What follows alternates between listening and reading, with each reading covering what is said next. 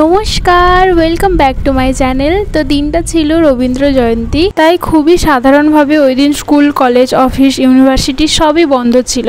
আর আমি এই মাত্র কয়েকদিনের ছুটিতে বাড়ি যেতে পারবো না, আর মেসে বসে থাকতেও ভালো লাগে না, তাই ভেবেছিলাম কোথাও একটা ঘুরতে যাব। আর যেহেতু রবীন্দ্র জয়ন্তী, তাই ভাবলাম রবীন্দ্র সরোবরটাই বেস্ট থাকবে। তো সকাল সকাল উঠেই একদম খুব ভোরে ভোরে উঠে স্নান ধান করে রেডি হয়ে গেছিলাম। আর এই গামছা পরে আছে, এতক্ষণ হয়তো খেয়াল করেছে বা করনি জানি না।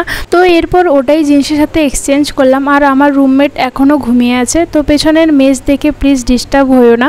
এরপর জাস্ট হালকা করে একটু লিপস্টিক পরে নিলাম, কারণ এত গরমে মুখে আর কিছুই থাকবে না। লিপস্টিকটাও আর একটু পরেই চলে যাবে।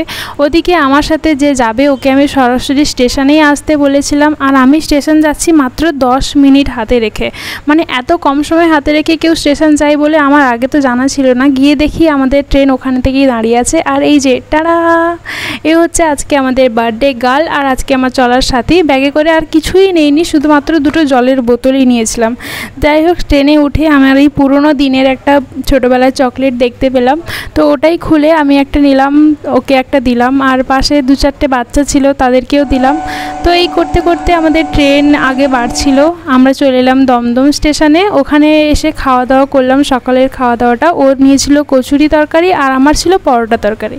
এরপরে এত গরমে হালকা রিফ্রেশমেন্টের জন্য আমরা নিয়ে নিয়েছিলাম লস্যি।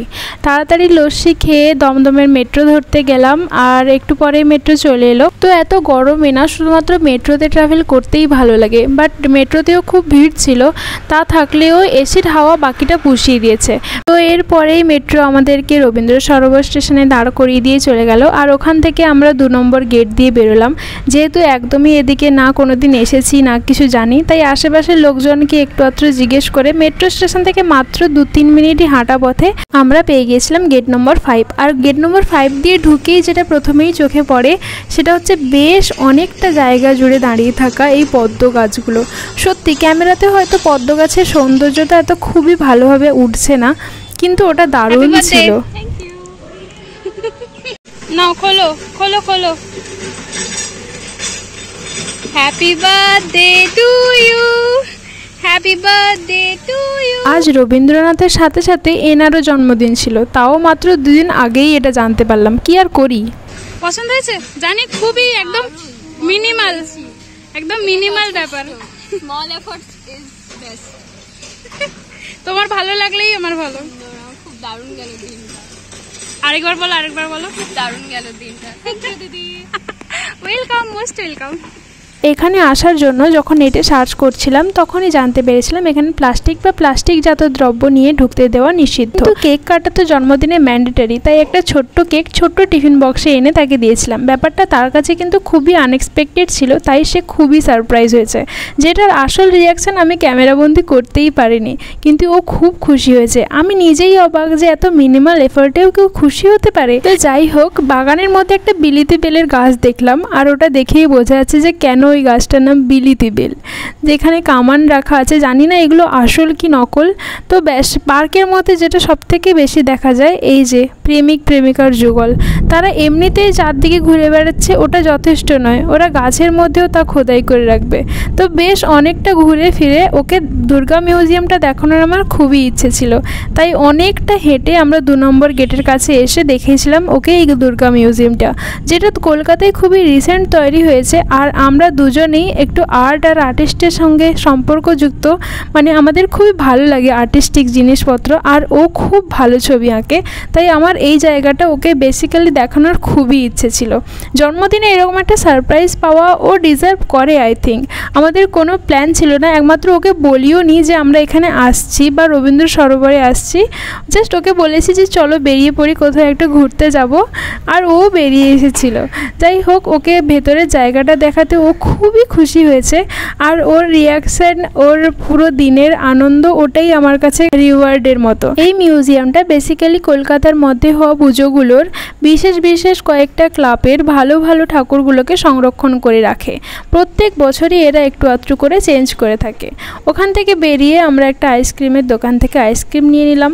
যা গরম, অবভিয়াসলি আইসক্রিম তো খেতেই হতো। আর এরপরে এখানে হাঁসেদের খেলা দেখছিলাম, যেটা আমার থেকে বেশি আমার সাথে থাকা মানুষটা বেশি এনজয় করছিল। এদিকে লেকের সাইডের কলকাতা, যেটা আমি আগে কখনো দেখিনি, দেখতে বেশ সুন্দরই লাগছিল। আর সূর্য মাথার উপর থেকে প্রায় অন্যদিকে ঢলতে শুরু করেছে।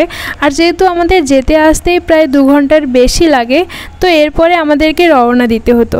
আর জীবনে প্রথমবার আমি একটা বাচ্চার মতো নেচেছি এই এত কাছ থেকে উড়োজাহাজ দেখতে পেয়ে, এবং তার সাথে অনেক দেশি বিদেশি পাখিও দেখতে পেয়েছি। ওই জলাধারের পাশের ওদিকে যে স্থলভাগটা আছে, ওখানে অনেক পাখি বসেছিল। একটু ভালো করে দেখলে দেখতে পাবে যে কালো কালো জায়গাগুলো বোঝা যাচ্ছে, ওগুলো ছিল পাখি। আর অনেকটা দূর থেকে এগুলোকে জুম করে তুলতে হচ্ছে বলে ঠিকঠাক বোঝা যাচ্ছে না, কিন্তু সামনে থেকে দেখতে দারুণ লাগছিল। তো ব্যাস আমরা ওখান থেকে বেরিয়ে এলাম। বেরোনোর পথে আবার একটা আইসক্রিম নিলাম, আর এই আমরা টিকিট কেটে চললাম আবার আমাদের মেট্রো ধরার উদ্দেশ্যে। বেসিক্যালি আজকের পুরো দিনের ট্রিপটা না দারুণ ছিল, আর আমি খুব প্রাউড ফিল করেছি, কারণ যেখানে সবাই কাপল হয়ে ঘুরে বেড়াচ্ছিল, আমি একটা মেয়ের সাথে ঘুরছিলাম। যাই হোক, সারাদিন ঘুরে ফিরে ও সত্যিই খুব টায়ার্ড হয়ে গিয়েছিল, আর আমিও জাস্ট বসছিলাম হেলান দিয়ে ট্রেনে। আর এখানে সুন্দর সানসেট দেখতে দেখতে আমরা পৌঁছে গেলাম অন্য একটা স্টেশনে, যেখানে আমরা হালকা একটু চা খেলাম। চা খাওয়ার পরেই আমাদের ট্রেন এসে গেল, আর আমরা সোজা আমাদের স্টেশনে পৌঁছে গেলাম। এখান থেকে আমাদের দুজনের রাস্তা অন্যদিকে হয়ে যায়, তাই ও অন্যদিকে যায় আর আমি অন্যদিকে। আস্তে আস্তে আস্তে দেখলাম রবীন্দ্র জয়ন্তী উপলক্ষে এখানে একটা ছোট্ট অনুষ্ঠানও হচ্ছে, তাই আর কি আমিও আমার টায়ার্ডনেস ভুলে কিছুক্ষণ ওখানে দাঁড়িয়েই পড়লাম। ওখানে অনেক লোকজন ছিল, আর খুব সুন্দর সুন্দর রবীন্দ্রসঙ্গীত যে বাজছিল, যেগুলোকে আমি একদমই এড়িয়ে যেতে পারবো না। সবাই অনেক সুন্দর নাচ করছিল, তাই একটু আধটু ক্লিপও নিলাম। আর এখানে অনেকেই নিজেদের হাতে আঁকা ছবিগুলোকে প্রদর্শনীর জন্য রেখেছিল। এই অসাধারণ ছবিগুলোকে চোখ ভরে দেখার পরে আমি আমার মেসে ফিরে এসেছি। আজকের মতো ব্লগ এটুকুই। কেমন লাগলো জানিও। বাই।